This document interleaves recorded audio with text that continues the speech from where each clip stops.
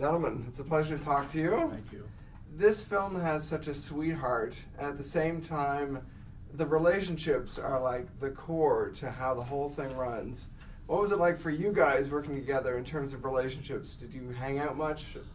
We hung out on the set, actually, Yeah. not too much. We didn't go out too often. I guess we There were wasn't a lot so of time busy. for it. Yeah, we were so busy. There was no pre-work with this. There was no rehearsals or anything. We got the scripts and we just reacted to it. There was no preparation, so it was very difficult at the beginning, just knowing what we were going to do. But I met him for 2 minutes and I loved the kid. He was like a grandson to me, like a son. So it was very easy for me. Yeah, for me too. This guy's been a hero of mine, for a while, and so it was very easy to connect. And I don't know, they did a really good job on this film of just bringing together the right actors to create, these very believable familial dynamics, and we had a lot of fun doing it. Well, your relationships are obviously the core to the film. Can you talk a bit about working with the other actors? Because you both have amazing partners in your scenes. I would say Emma and no, absolutely. Yeah, and The movie rides on it. It's about principally those two relationships and creating that chemistry that makes those relationships come to life. You're always a little apprehensive, especially when you're a certain age, thinking of love scenes and things of that nature. Because whenever I see a movie with a person my age somewhat making love to a younger woman, I want to vomit, and I put myself in that category of looking at me and wanting to vomit.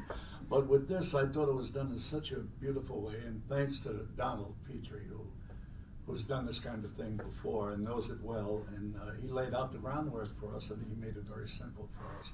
But working with Andrea was really something. Hearing her Italian accent, we were both supposed to have an Italian accent, but I elected to say I don't want to have an Italian accent. I have trouble understanding what she's saying, even as an Italian. And to me, I thought that was more amusing. So funny.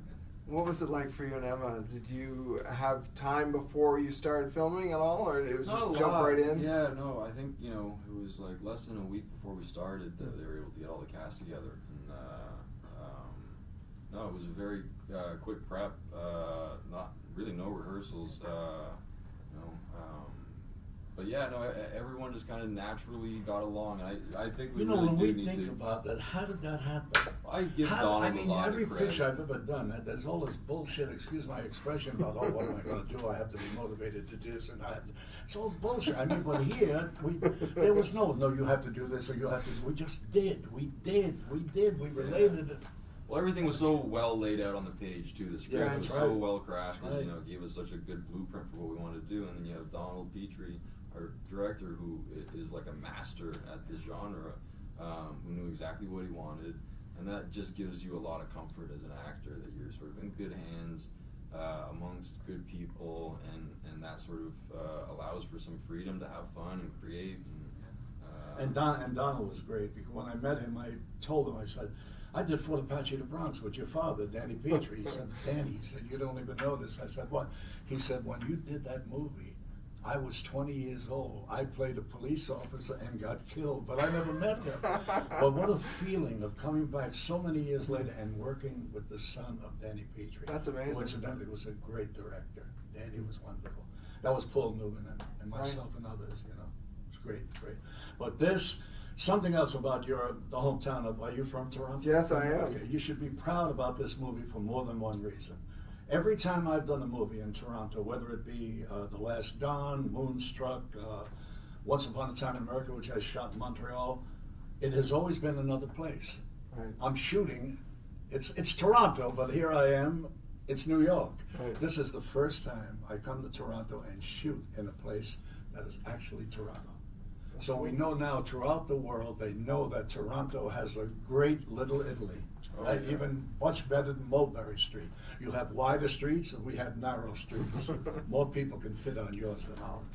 Did you guys have fun in Toronto? I mean, I'm sure it's a busy schedule, but I know you're from near here, and it's nice to hang out around town. Absolutely. For me, being from here and getting to tell a story that's set here, obviously was very meaningful. But yeah, no, it's just nice to be in a familiar environment when you're working, and you know, it was a very logical decision to set the movie here. You know, we have such a vibrant Little Italy, and you know, I don't think a lot of people know, but we actually have the largest population of Italians outside of Italy here in Really? Toronto. That's fascinating. So it's, you know, it's a very logical fit. And the people are so, in New York City, which is where I'm from, for a long period of time, they're nice, they're hospitable, but not like Canada. No way. I mean, you're laid back. You're very much laid back. Bob Giraldi, a great director, who directed me in a movie called Dinner Rush, said to me, "Don't trust them. They're too nice." He said something's going to happen. But no, I've never experienced that. They've been very, very good to me. Very good. Did you eat too much pizza? I'm assuming there was a lot on We ate a set. lot of We pizza. had a lot right? of pizza. We ate a lot I of don't pizza. think there's such a thing as too much.